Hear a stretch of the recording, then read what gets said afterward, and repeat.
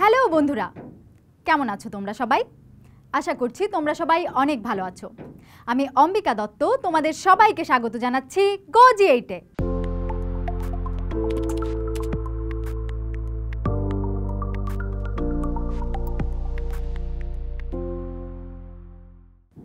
আজকে আমরা চতুর্থ শ্রেণীর বাংলা বইয়ের অষ্টম অধ্যায় মহিয়সী রোকেয়া গল্পটি নিয়ে আলোচনা করব। তাহলে চলো শুরু করি আজকের গল্পটি। বন্ধুরা, স্ক্রিনে তোমরা একটি ছবি দেখছো। এই ছবির মানুষটি হলেন মহিয়সী রোকেয়া। আমরা কেন তার জীবনের গল্প পড়ব সেই সম্পর্কে তোমরা একটু পরেই জেনে যাবে।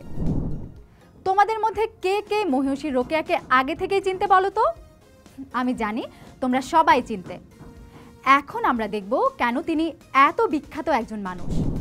বন্ধুরা, সে অনেক দিন আগের কথা। রংপুরের একটি গ্রাম পায়রাবন্দ। সেই গ্রামেই জন্ম হলো ফুটফুটে এক শিশুর। নাম তার রোকেয়া। রোকেয়ারা ছিলেন দুই বোন দুই ভাই। বাবা ছিলেন জমিদার, কিন্তু সেই জমিদারি তখন পড়তির দিকে, মানে আগের অবস্থা আর নেই। সকালে পাখির ডাকে রোকেয়ার ঘুম ভাঙে।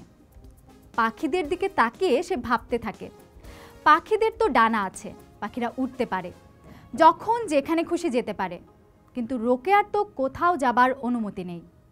ঘরের বাইরে তো দূরের কথা, কারো সামনে যাওয়াও নিষেধ। এমনকি সে যদি মেয়ে হয় তাও তার সামনে যাওয়া যাবে না। কি অদ্ভুত, তাই না?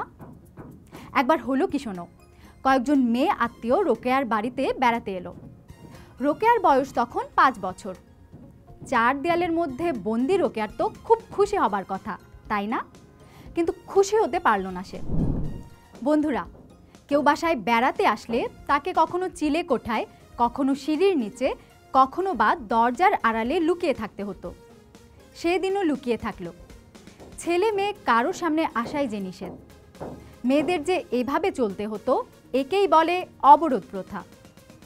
অবরোধ মানে বাড়ির নির্দিষ্ট গণ্ডির মধ্যে আটকে থাকা। শুধু মেয়ে হবার কারণে রোকেয়াকে এভাবে কাটাতে হতো বন্দি জীবন। সেকালে মেয়েদের লেখাপড়ারও চল ছিল না। বুঝতে পারছো বন্ধুরা, কতটা ভয়াবহ অবস্থা ছিল সেই সময়? এদিকে রোকেয়া, তিনি তো দমবার পাত্রী নন। বাড়িতেই কোরআন পড়া শিখলেন, উর্দুও শিখেছিলেন, কিন্তু বাংলা শেখার জন্য তার মন ছটফট করতে লাগলো। রোকেয়ার বড় বোনের নাম করিমুন্নেসা, আর জ্যেষ্ঠ ভ্রাতা হলেন ইব্রাহিম সাবের। করিমুন্নেসা তার বড় ভাইয়ের কাছে লেখাপড়া শিখেছিলেন। ভাই বোন দুজনেই রোকেয়াকে খুব স্নেহ করতেন। এই ভাই বোনের কাছে রোকেয়ার যত আবদার। রোকেয়ার লেখাপড়া করার কি অদম্য আগ্রহ। বড় বোনের কাছে তিনি বাংলা শিখলেন। সেই লেখাপড়াটা ছিল আরেক যুদ্ধ। যুদ্ধ কেন বলা হচ্ছে ভাবছো? তবে শোনো, রাত গভীর হলে ভাইয়ের কাছে শুরু হতো তার জ্ঞান অর্জন, কারণ বাবা মা তখন গভীর ঘুমে। বাবা মা ঘুমিয়ে পড়লে তখন সারা বাড়ি নিঝুম থাকে। মোমবাতি জ্বালিয়ে রোকেয়া বই খুলে বসেছেন। এই বই সেই বই থেকে ভাই সাবের তাকে পাঠ দিচ্ছেন। জ্ঞানের জন্য তৃষ্ণার্ত বোন রোকেয়া শিখছেন কত কিছু। রাতের পর রাত এভাবেই কেটে গেছে। কখনো পড়তে পড়তে ভোর হয়ে গেছে।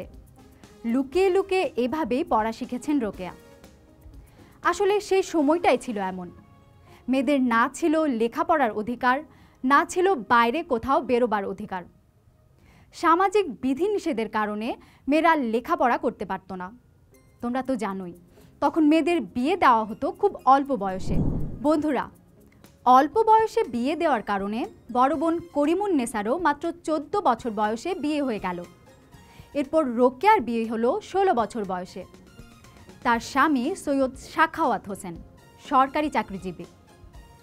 বিয়ের পর স্বামীর নামানুসারে তার নাম হলো রোকেয়া সাখাওয়াত হোসেন। বিয়ের পর স্বামীর শ্বশুর বাড়ি যাওয়ার পালা। স্বামীর বাড়ি ছিল ভাগলপুর। সেখানে পৌঁছে দেখলেন বাড়িতে সবাই উর্দুতে কথা বলেন। বাড়িতে সবাই যেহেতু উর্দুতে কথা বলেন, তাই রোকেয়াও উর্দুতে কথা বলা শুরু করলেন। কিন্তু বাংলা ভাষায় কথা না বললে কি মনের স্বাদ মেটে? বাংলা ভাষাকে তিনি একদিনের জন্যও ভুলে থাকতে পারেননি। বন্ধুরা, বিয়ের মাত্র 10 বছর পর রোকেয়ার স্বামী সৈয়দ সাখাওয়াত হোসেনের মৃত্যু হলো। এবার হলো রোকেয়ার আরেক জীবন। মুসলমান মেয়েরা তখন অনেক পিছিয়ে, লেখাপড়া করার স্কুল নেই। মৃত্যুর আগে স্বামী কিছু অর্থ রেখে গিয়েছিলেন। স্বামীর মৃত্যুর পর কলকাতায় স্বামীর নামে তিনি মেয়েদের একটা প্রাথমিক স্কুল প্রতিষ্ঠা করলেন। শুরুতেই স্কুলের ছাত্রী ছিল মাত্র 5 জন, কিন্তু আস্তে আস্তে ছাত্রী সংখ্যা বাড়তে থাকলো। তিনি বুঝতে পারলেন কেন মুসলমান মেয়েরা এত পিছিয়ে আছে।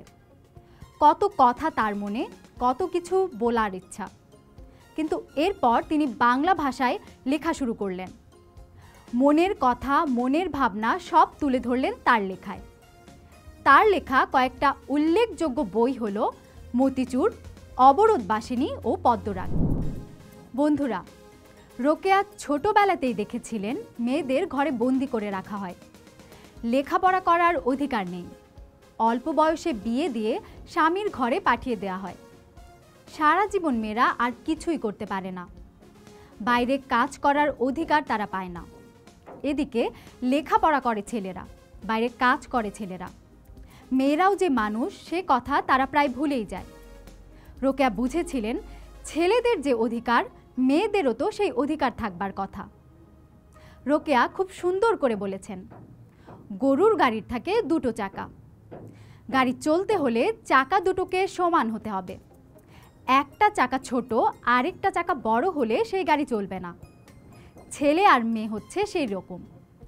ছেলেদের তুলনায় মেয়েরা যদি পিছিয়ে থাকে, সেই সমাজের কোনোদিন উন্নতি হতে পারে না। তিনিই প্রথম মেয়েদের অধিকার প্রতিষ্ঠার জন্য লড়াই করেছিলেন।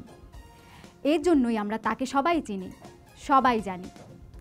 তিনি না থাকলে হয়তো এই যে আমি বা আশেপাশে যত মেয়ে দেখছো, তারাও ঘরে বসে থাকতো, শিক্ষার আলো কখনোই দেখতে পেত না।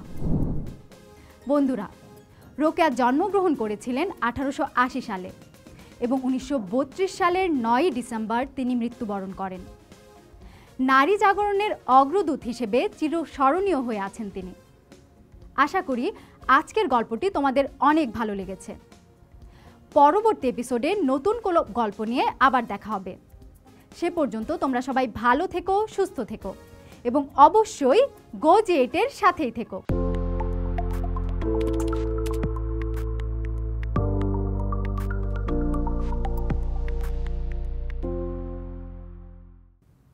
বন্ধুরা, এবার চলো আমরা এই অধ্যায়ের গুরুত্বপূর্ণ কিছু নোটস জেনে নেই। রোকেয়ার জন্ম রংপুরের পায়রাবন্দ গ্রামে। তিনি উর্দুর পাশাপাশি বাড়িতে বাংলাও শেখা শুরু করেন। বিয়ের মাত্র 10 বছর বয়সে রোকেয়ার স্বামী সৈয়দ সাখাওয়াত হোসেনকে হারান। তিনি প্রথম মেয়েদের অধিকার প্রতিষ্ঠার জন্য লড়াই করেছেন।